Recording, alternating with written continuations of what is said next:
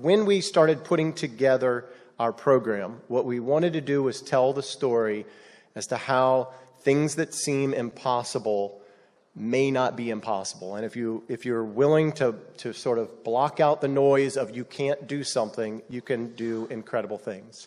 The program itself runs through basically the steps of the scientific method. So observational learning. We learn from what we observe. For millennia, people were watching birds in the sky, and they tried to figure out flight based on that observation. Some of the early inventions were things like Leonardo da Vinci's ornithopter, which looked at flapping your wings because that's what we saw. So maybe we can figure out a machine that will flap. Later on, we began to look at the kite and machines that glided. This is Otto Lilienthal's glider that he created, that he used to demonstrate flight. No motor to it, but he was one of the first to really demonstrate the glider flight and how wings can generate lift. Going to the first, when Samuel Pierpont Langley started his work, there was one heavier-than-air aircraft that had already been built, and it was the Planophore. It was a 15-inch long rubber band-powered machine. So when we talk about Langley, we're talking about someone who has invented a machine when nobody thought it was possible, and he really didn't have a blueprint. This was one of the advanced machineries that came beforehand, something that we think is commonplace for kids' toys nowadays. This was Alphonse Pinaud's Planophore that he developed. So in this program, we also have the scientific method, and this is a 3D visualization. The 3D was put together by Rob Clodier over here with 3D Digital History Studios. Rob did a phenomenal job recreating the aerodrome in 3D, and working with Frameless Technologies, we've been able to demonstrate the characteristics of flight. So the lift, explaining how lift works, how thrust works, how you counteract weight of a machine with lift, and walking all the way through how Langley figured out how to launch the plane, how to get it in the air, and how to maintain it in the air. So really designed for students to kind of walk through that. The next one is making history, and I do want to play this for a quick second. These are the historical photos of the flight itself that we obtained from the Smithsonian Institute. The ones that were published were sort of truncated images of the actual flight. The original source images were taken by two people, Alexander Graham Bell, who invented the telephone, and Frederick Fowle. And when you realize that all of the pictures were taken within a 2-minute period, you can put them together into a sequence of events of a flight. And I'm not going to play the whole thing, but what Rob was able to do for us is to take these photos and create a 3D simulation of the actual flight itself, using each one of those photographs. Sorry, got a technical problem there. Using each one of those photographs as a reference. I have to unplug my sound.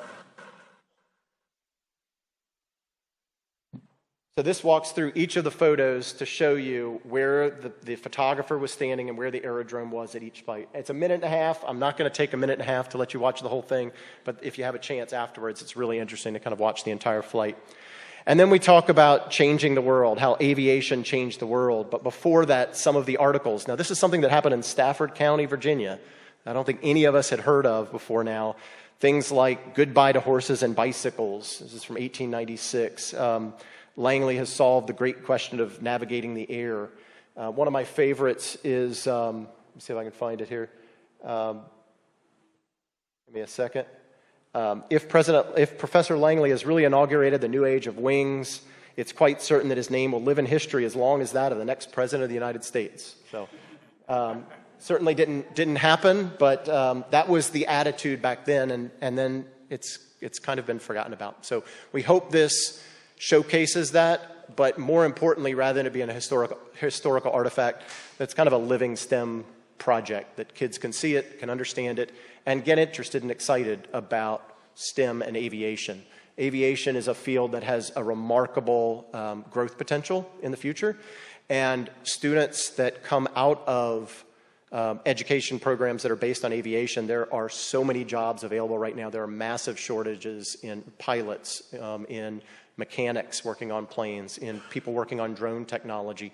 So what we hope to do working with the county schools is to support their efforts to build their education program, and eventually we'd like to see a facility here at the airport designated for training students in the region, both at the high school level and beyond, into those fields so we can make careers coming from Stafford County better for our citizens. And through that, generate more business in Stafford County. So attracting businesses to the county that are aviation-based that can keep people who grow up here working and living here. And then the last thing, I'll just plug real quick, the history of flight runs through all of the different key components of how flight was discovered and how it was a collaborative working effort. I will say we are very partial to Virginia, so what we did is we picked a whole bunch of very important things that happened in Virginia and plugged these in here, so you'll see that. But if you have a chance, these are a lot of fun to play with. They're very interactive, but they're really designed to get kids excited. Last thing I'll say real quick, we do have a module that is coming that we spent a lot of time working with the Stafford County Historical Society on, and it's called Stafford 1896. We think it's really important that you have context as to here we have this discovery, and for most people, I think it's something like 90% of adults have flown on an airplane, and you can't look up in the sky without seeing one nowadays. But in 1896, there were no automobiles on the road. Most of Stafford, over 80% of the residents who were reported as farmers. Very much an exporter of raw materials and products, so most of the folks in the county were working as laborers, completely different than today. When you were looking at where you live, it was normally in proximity to a port or a railroad station. It wasn't, I live off of 610, or I live in this subdivision. So we have created an interactive map that shows Stafford County in 1896, along with different pieces you can pick that will teach you about the people, about transportation, about commerce in the county. And it's designed to be done as a lesson that's actually available on our website if you go to it, that you can work through to learn all about that. And we thought that was really important as far as context